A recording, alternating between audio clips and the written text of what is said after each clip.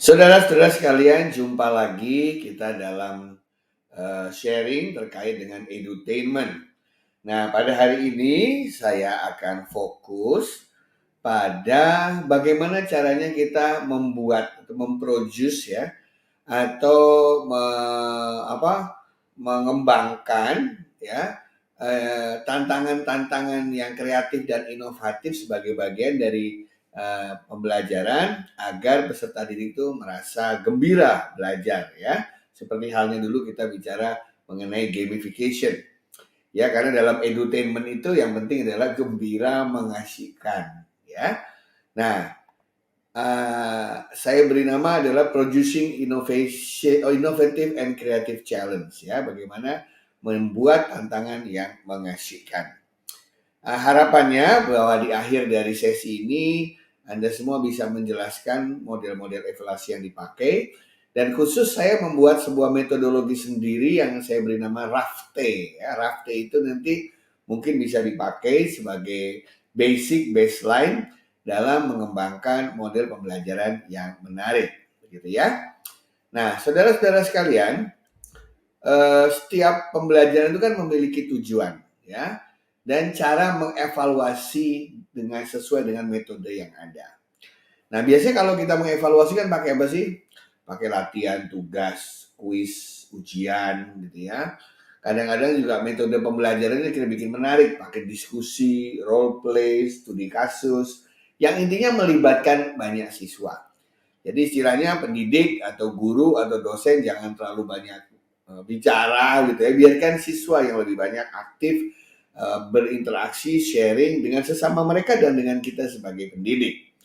Nah, bagaimana sih konsepnya? Menurut saya yang penting ada dua pendekatan yang biasa dipakai. Kita berikan sesuatu yang menantang tapi mengasihkan ya. Biasanya yang menantang itu tidak mengasihkan atau tidak menyenangkan ya. Ada terlalu sulit atau tidak asik lah gitu ya. Atau menyenangkan dan menantang sekaligus. Ya, kalau sudah menyenangkan orang senang, kita tantang untuk go a little bit further gitu. Nah, atribut menantang itu sesuatu dikatakan menantang apabila yang kita pelajari itu levelnya sudah level mengevaluasi, menganalisis, mengkreasi gitu ya. Karena kalau udah levelnya level-level membuat sesuatu, berkreasi sesuatu, itu setiap orang kan bisa beda-beda. Nah, peserta didik itu kalau diberikan kepercayaan untuk mengeksplorasi ya, atau untuk memperlihatkan kemampuannya, itu kalau diberikan kesempatan mereka akan senang sekali dibandingkan yang sifatnya dogmatis harus begini, tidak boleh begini, yang sering diberikan oleh guru atau dosen. Sementara dikatakan menyenangkan apabila ketika menjalankan atribut yang menantang tadi, mereka merasa asik, menghibur, dan semangat. Asik tuh biasanya sampai lupa waktu, lupa makan gitu ya. Menghibur tuh karena senang gitu ya, jadi sehingga ingin berkali-kali. Dan semangat adalah passionnya ada. Nah, 5 langkah yang saya beri nama RAFTE itu adalah selalu memperhatikan 5 aspek. Yang namanya relevansi, atribut, fokus, tantangan, dan eksibisi. Ya, jadi apa yang dimaksud dengan 5 ini? Nah, sebelum kita kasih contoh, maka saya akan kasih beberapa beberapa prinsipnya ya, prinsip satu-satu. Kita mulai dulu. Yang pertama ya. Langkah pertama yang tadi ya, relevansi itu begini. Jangan mengajarkan topik bahasan atau konsep sesuatu yang tidak relevan dengan kehidupan peserta didik itu. Ya. Jadi kadang-kadang kita tuh belajar sesuatu yang peserta didik sendiri nggak tahu itu apa sih. Ya. Misalnya dulu pernah ada kasus di mana peserta didik di Papua suruh belajar sesuatu yang terkait dengan kereta api misalnya. Di sana tidak ada kereta api. Atau orang Jakarta disuruh memikirkan masalah hutan gitu ya. Nggak sedikit hutan di Jakarta, nggak ada mungkin ya, ada hutan perkotaan. Ya, nah jadi atau masyarakat di sekitar pantai diceritakan mengenai gunung, dari gunung cerita mengenai pantai. Jadi kalau tidak ada relevansi dengan kehidupan sehari-hari, itu motivasi atau penangkapan dari peserta didik itu akan menjadi rendah. Jadi R yang pertama itu relevansi. Ya, artinya harus relevan dengan kehidupan si peserta didik itu. Hari ini, bukan nanti-nanti, but it's today yang dia lihat sehari-hari. Ya. Kemudian langkah kedua yang biasa saya lakukan, memberikan atribut. Apa itu? Mulailah dengan mengajak peserta didik berbicara, berdiskusi, berargumen dengan topik yang tadi itu, ya. Dan kita dengarkan mereka, kira-kira aspek apa sih yang paling ramai sedang dibicarakan. Jadi misalnya mereka yang hidup di pegunungan, apa yang lagi ramai sekarang? Atribut dari pegunungan itu apa? Misalnya baru saja terjadi gunung yang volcano yang gunung yang meletus misalnya, ya, yang mengeluarkan lava, awan panas dan lain sebagainya. Nah, itu atributnya adalah terkait dengan bencana alam. Atau mereka yang lagi berada di perkotaan gitu ya, topik bahasan yang kita ingin bahas adalah masalah perkotaan misalnya. Nah, atribut yang kita bisa lihat misalnya masalah banjir atau masalah kemacetan. Nah, itu cari atribut yang sangat dekat dengan topik bahasan yang ingin kita bahas tadi. Ya. Nah, habis itu mulai kita fokus. Apa itu? Kita ajak mereka mulai berpikir dengan memberikan sejumlah skenario tantangan yang sifatnya itu dilematis atau belum pernah terpikirkan. Misalnya, tadi waktu kita ngomongin masalah problem perkotaan dengan macet gitu. Ya, kita kasih contoh apa? Seandainya Anda menjadi gubernur dari ibu kota, Anda akan ngapain? Dikasih uang sekian miliar, apa yang Anda lakukan? Atau misalnya, pemerintah Indonesia akan diberikan bantuan mengatasi banjir di ibu kota dari 3 negara. Katakanlah Belanda, Rusia, dan China. Masing-masing memberikan sejumlah skenario penyelesaian. Mana yang Anda pilih selaku pimpinan? Nah, itu kita masuk ke level yang namanya fokus. Ya, di situ mereka boleh menemukan siapapun, apapun, yang penting mereka punya argumentasi yang jelas atau bisa berlogika. Baru langkah yang keempat, ya. Bentuklah kelompok secara acak gitu ya. Kata acak ini penting. Untuk apa? Karena kalau kelompok nggak dibikin secara acak, ya itu kecenderungannya itu mereka hanya akan akan ngumpul sama teman-teman yang sudah kenal yang mereka inginkan. Padahal dalam kehidupan sehari-hari kita akan bertemu dengan orang baru, kita harus bisa menyesuaikan dengan orang lain, ya, sehingga paling banyak saya biasanya kalau bikin kelompok tuh saya bikin acak, ya, pakai undian, kayak pakai random dan lain sebagainya. Ya, nah di dalam itu kita minta mereka menyelesaikan masalah tadi, tapi yang di dalamnya ada unsur analisa dan evaluasi. Seperti tadi kan, fokusnya adalah pemilihan mana yang paling bagus mengatasi banjir, dan sekarang mereka minta menganalisis atau melakukan evaluasi terhadap tawaran tersebut. Nanti saya kasih contoh yang terakhir. Dan langkah kelima, ya, yang istilahnya adalah melakukan exhibition itu, berikan kesempatan mereka untuk menunjukkan hasil karyanya.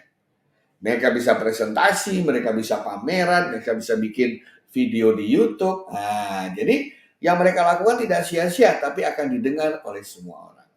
Nah, kelima langkah itulah yang saya singkat sebagai RAFT tadi. Relevansi, atribut, fokus, tantangan, dan eksebisi. Contoh misalnya, relevansinya kita lihat kemacetan ibu kota. Nah, ini cocok untuk mereka sekolah-sekolah yang tinggal di kota-kota besar atau di Jakarta, di ibu kota atau ibu kota provinsi. Kemudian yang akan kita lihat tuh penyebabnya. Apa sih penyebabnya macet? Itu namanya atribut. Tapi kita kali ini akan fokus ke apa? Volume kendaraan. Karena volume kendaraannya banyak. Tentu saja atribut penyebabnya banyak kan selain volume kendaraan. Tapi kita fokus lagi di volume kendaraan. Tantangan yang kita berikan, solusi terbaik bagaimana supaya volume kendaraan tidak meningkat atau volume kendaraan yang besar tersebut bisa diatur. Nanti eksibisinya apa? Suruh mereka bikin talk show via YouTube. Ya, ada yang menjadi narasumbernya, ada yang menjadi hostnya. Ya, buatlah mereka sendiri dengan settingannya dan diupload ke YouTube. Wah, anak-anak sekarang senang yang begitu. Ya. Contoh kedua, relevansi ya misalnya, yang senang sepak bola gitu ya, kita anggap sepak bola Piala Dunia. Atributnya yang kita lihat adalah negara terbaik, sepak bola terbaik. Dan kita fokus pada apa? Pasti mereka terbaik itu karena rekrutmen pemainnya bagus. Nah, rekrutmen pemainnya seperti apa? Terus tantangannya, ayo kalau Anda menjadi pelatih Indonesia, bagaimana Anda memilih Indonesia Dream Team? Rekrutmennya modelnya kayak apa? Nah, dan nanti eksibisinya mereka suruh bikin video animasi, atau kalau Anda disuruh milih The Dream Team, Anda akan milih kipernya siapa, pemain bolanya siapa, penyerangnya siapa, backnya siapa, dan lain sebagainya. Contoh untuk anak cowok-cowok nih yang senang sepak bola, gitu ya. Contoh ketiga, relevansinya kita ngomongin bencana alam. Nah, atributnya apa yang akan kita lihat? Cara menghadapinya. Dan cara menghadapinya dari berbagai jenis, kita fokus pada meminimalisasi bahaya yang dihadapi orang agar nyawanya tidak terenggut. Nah, tantangannya adalah bagaimana membuat program sosialisasi sehingga orang-orang yang hidup di tempat-tempat rawan bencana itu dari kecil sudah tahu apa yang harus dilakukan kalau ada gempa bumi, kalau ada warning mau ada tsunami, ya, kalau ada gunung meletus dan lain sebagainya. Dan eksibisinya bikin poster edukasi untuk masyarakat. Nah, dan yang keempat misalnya, relevansinya kita bicara mengenai penyakit manusia. Atributnya apa? Beragam-ragam jenis penyakit. Tapi kita fokusnya di penyebabnya orang itu bisa sakit. Nah, tantangannya suruh bikin strategi pencegahan agar kita tidak mudah sakit. Bagaimana eksibisinya? Wawancara penyintas ceritanya. Mereka yang survive dari penyakit tertentu. Anda wawancara seperti halnya kalau lagi wawancara di TV. Dan yang kelima bisa juga untuk terkait dengan soft skill atau karakter. Ya, misalnya kita bicara masalah persahabatan. Ya, fokusnya apa sih ciri-ciri atau karakteristik beberapa orang yang bersahabat itu? Tapi fokusnya kita lihat bagaimana menjalin persahabatan yang baik. Tantangannya adalah orang bersahabat itu bisa, tapi yang sulit menjaga persahabatan agar bisa langgeng. Nanti eksibisinya mereka sharing pengalaman suka dan duka memiliki sahabat. Nah, itulah teman-teman sekalian terkait dengan metode Rafter yang bisa Anda pakai, terutama dalam konteks membuat model evaluasi dan metode pembelajaran yang menyenangkan. Ayo yang mau mulai coba sharing, ya coba Anda kembangkan dengan menggunakan metode Rafter terkait dengan 3 skenario misalnya. Yang pertama, berkaitan dengan kebanggaan menjadi warga negara Indonesia. Tantangan kedua dari saya berkaitan dengan bumi tempat manusia kita hidup dan beraktivitas. Dan tantangan ketiga, kita bicara mengenai hubungan antara hewan dan tumbuhan selaku makhluk ciptaan Tuhan dengan manusia. Selamat berafteria teman-teman sekalian. Mudah-mudahan yang kami berikan tadi memberikan manfaat untuk Anda semua sehingga Anda bisa membuat variasi pembelajaran yang menarik. Sekian dan terima kasih.